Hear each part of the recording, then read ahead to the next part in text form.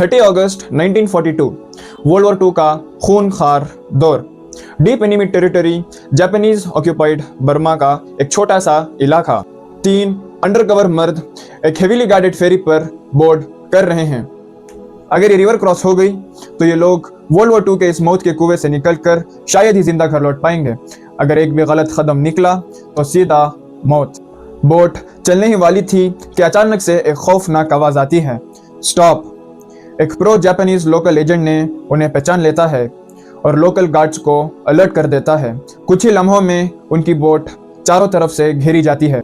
ये कोई मूवी की स्क्रिप्ट नहीं है, ये रियल लाइफ कहानी है जो तुम्हारे रोंगटे खड़ा कर देगी। 3 इंडियन कैप्टन्स जिन्होंने प्रिजनर ऑफ वॉर बनने से साफ मना कर दिया था। डेडली मलेरिया, घना जंगल और हजारों जापानीज स्पाइस के बीच से निकलकर उन्होंने वर्ल्ड वॉर II का सबसे डेंजरस एस्केप को अंजाम दिया। 4800 किलोमीटर का सफर पैदल, टैक्सी और बुल्ला कार्ट्स पर।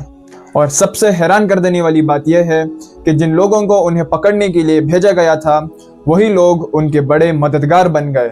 इस इम्पॉसिबल एस्केप को समझने के लिए हमें चलना होगा फरवरी 1942 में। सिंगापुर का ब्रिटिश फोर्ट्रेस जापानीज आर्मी के सामने कोलैप्स हो चुका था।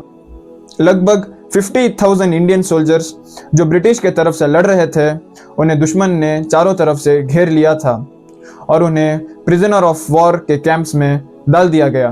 ज़्यादातर सोल्जर्स अपनी किस्मत को एक्सेप्ट कर लिया था क्योंकि वहाँ से भागना मैथमेटिकली इम्पॉसिबल था। इंडिया वहाँ से लगभग 5000 किलोमीटर्स दूर था।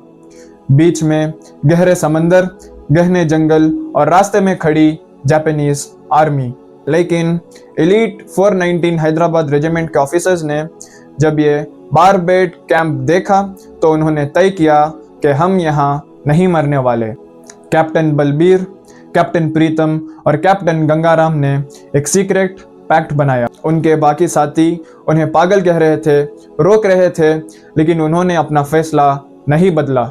उन्होंने पुराने मिलिट्री टेंट्स फाड़कर सिविलियंस कपड़े सिले, फेक आइडेंटिटी कार्ड्स बनाए और बची कुची पॉकेट मनी इकट्ठा की और सही वक्त का इंतज़ार करने लगे। 4 मई 1942 की शाम को जब धुंधला सा अंधेरा होने लगा, ये कैंप के एक अनगार्डेड कॉर्नर से एस्केप हो जाते हैं। फेस 1 तो पूरा हो गया, लेकिन असली नाइटमेयर अब शुरू होता है। अब शुरू हुआ मौत के साथ छुपन छुपाई का खेल। लोकल बिजनेस कपड़े पहनकर तीनों ने एक लोकल ट्रेन में सवार हुए जो मलाया के रास्ते जा रही थी। पकड़े ना जाए इसीलिए तीनों ने अलग अलग बोगीज में बैठे, जैसे एक दूसरे को जानते ही ना हो। हर बार कोई चेक करने आता तो इनकी सांसें अटक सी जाती। खैर, मलाया का रास्ता ऐसे तैसे पार हो गया, लेकिन लक हमेशा साथ नहीं देती। नॉर्थ मलाया पहुंचते पहुंचते कैप्टन बलबीर को बहुत तेज मलेरिया का फीवर हो गया। उन्हें उधर लोकल हॉस्पिटल में एडमिट करना पड़ा। जब तक बलबीर जिंदगी और मौत से लड़ रहे थे, बाकी दोनों एक लोकल गुरुद्वारा में छुपे हुए थे। वहां उनके एक फ्रेंडली को पैसेंजर ने एक ऐसी बात बताई कि उनके होश उड़ गए। बिना इंटरनेशनल पासपोर्ट के थाईलैंड बॉर्डर क्रॉस करना यानी मौत। उन्होंने जुगाड़ लगाकर पासपोर्ट्स तो बनवा लिए, लेकिन एक बड़ा ट्विस्ट था। इन पासपोर्ट्स पर जो नाम थे वो उनके सिंगापुर के फेक आईडी से बिल्कुल अलग थे। अब उन्हें एक आइडेंटिटी नहीं बल्कि दो आइडेंटिटी रटनी थी। एक गलत नाम और कहानी वहीं खत्म।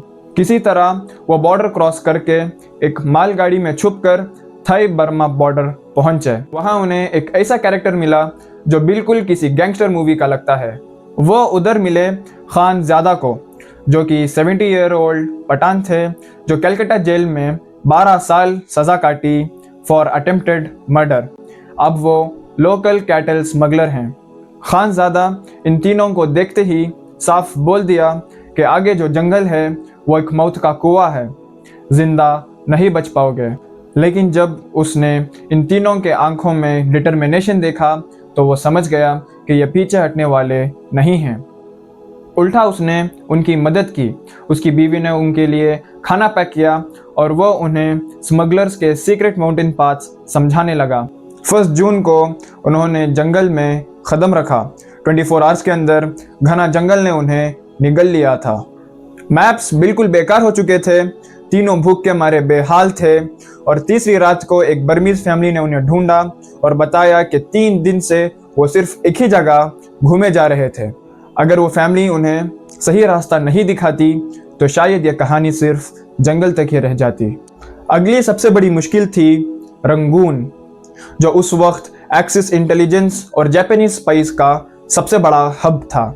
हर कोने में दुश्मन का डर था, उन्हें एक चमत्कार की ज़रूरत थी और उसी वक्त उन्हें एक ऐसी खबर मिलती है जिसने सारा खेल बदल दिया। उन्हें पता चला कि रंगून में जमींदार राम सारूप नाम का एक ऑफिसर है। यहाँ आता है सबसे बड़ा शॉकर। राम सारूप उन्हीं के रेजिमेंट के पुराने सोल्जर थे जो अब जापानीज आर्मी के लिए काम कर रहे थे और एंटी ब्रिटिश स्पाई नेटवर्क्स चला रहे थे। अब इन तीनों की जिंदगी का सबसे बड़ा गैम्बल था, क्या वह उससे दूर भागे या सीधा शेर की गुफा में घुसकर उनकी मिलिट्री लॉयल्टी पर भरोसा करे। फिर इन तीनों ने राम सारूप के दरवाजे पर दस्तक दी। फिर क्या हुआ, उनका गैम्बल सही बैठा। जैसे ही राम सारूप अपने रेजिमेंट के भाइयों को देखा, उन्होंने दुश्मन की लॉयल्टी को ठोकर मारकर अपने भाइयों का साथ दिया। जापानीज हैंडलर्स की नाक के नीचे से राम सारूप ने अपना सीक्रेट नेटवर्क्स यूज करके इन तीनों को ऑफिशियल एक्सेस ट्रैवल परमिट बनवाए और उन्हें खाना भी दिया और सफ़र के लिए 200 रुपये भी दिए। और यही वजह थी कि वो 30 अगस्त को उस फेरी बोट तक पहुंच पाए जहां से हमने ये कहानी शुरू की थी। राम सारूप के नेटवर्क्स ने उन्हें यहाँ तक तो पहुंचा दिया, लेकिन वहाँ एक pro Japanese agent Thakur Singh ने उन्हें पहचान लिया। उसने उन्हें बोट से घसीट कर उतारा और जापानीज इन्वेस्टिगेशन शुरू हो गई। 2 हफ्ते तक इन तीनों एक लोकल गुरुद्वारा में कैद रहे। हर पल लग रहा था कि अब एग्जीक्यूशन का ऑर्डर आने ही वाला है, लेकिन फिर एक बार उनके आर्मी ब्रदरहुड ने उन्हें बचा लिया। उन्हीं के रेजिम के एक और अंडरकवर एजेंट हविलदार उदय सिंह उधर मौजूद थे। उन्होंने अपनी जान दो पर लगाकर जापानीज ऑफिसर्स को झूठ बोला और इन तीनों को क्लियर करवाया।